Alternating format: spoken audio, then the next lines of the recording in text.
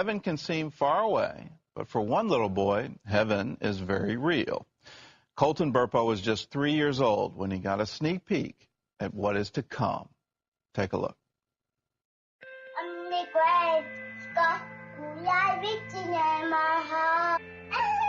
How old are you today? Me. And what is your name? And where do you live? In Nebraska. Who's your mommy? Sonia. Who's your daddy? Daddy. Coco. Who's your sister? Cassie. That was 8 years ago. Looking at Colton now, you would have never guessed that he almost died in 2003. His father, Todd, tells about Colton's near-death experience in the book, Heaven is for Real. And he started throwing up into the toilet, you know, and at first we're like, okay, he's got the stomach flu, because the doctor said it was going around. Colton's condition only got worse as days passed. His doctor discovered his appendix had burst. An infection was spreading in his body. Time was running out. And we knew we were in bad shape when they said, well, you need to come out to the hallway. They separated us from everyone else, and then someone came to us and started talking to us that we got to have surgery on your kid.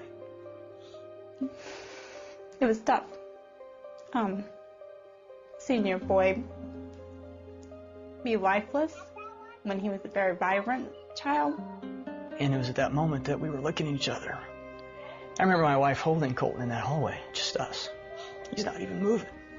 We went to the surgery prep area, and I remember them hauling him away and him just yelling at me, Daddy, don't let him take me. Daddy, don't let him take me. And I went back to the pre-op room where we had left some stuff, and I was finally alone, shut the door, and I just broke down and I was mad at God. I just frustrated, fed up. And I remember telling him, I said, God, after all I've done for you, and now you're going to take my kid? This is how you treat your pastors? And I was calling our prayer chain. I was calling anybody that would be on the other line to get Colton on the prayer chain because it was bad.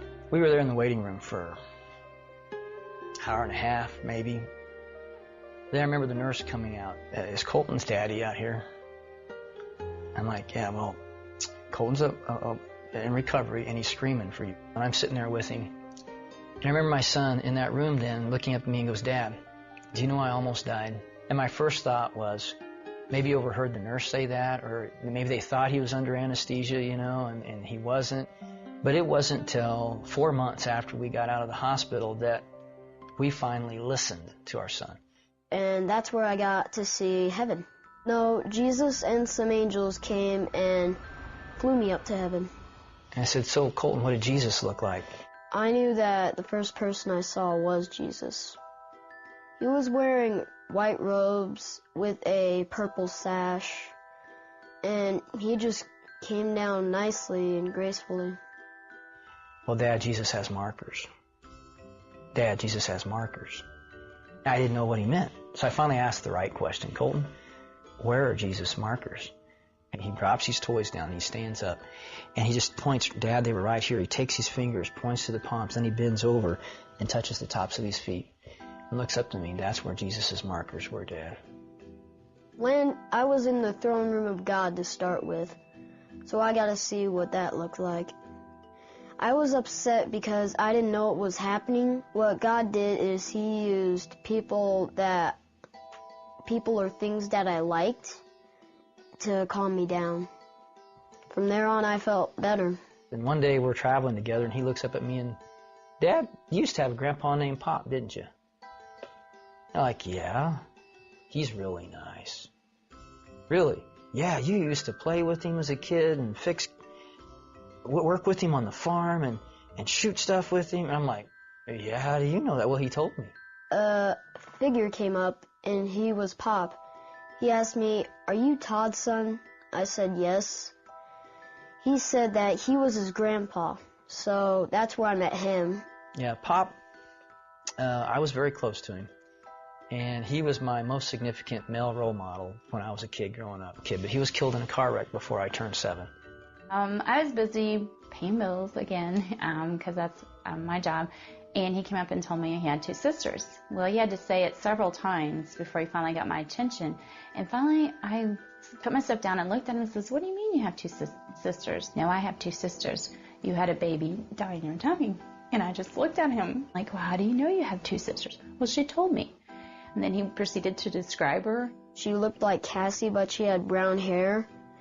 And first time when she saw me, she just came up and hugged me. We knew this was true because he said, "She kept hugging me. She wouldn't stop hugging me, Mom," and I didn't like that. Well, I'm not really the hugging type. I had miscarried the weekend of Father's Day weekend, which made it even rougher. And we thought we'd dealt with it. We gotten over, we accepted that the baby had died. But when he said he had 2 sisters, I think I was in shock first and then trying to realize, what is he telling me? And so I knew that he had seen her, and after he described her, and he said, she's just waiting for you guys to come to heaven.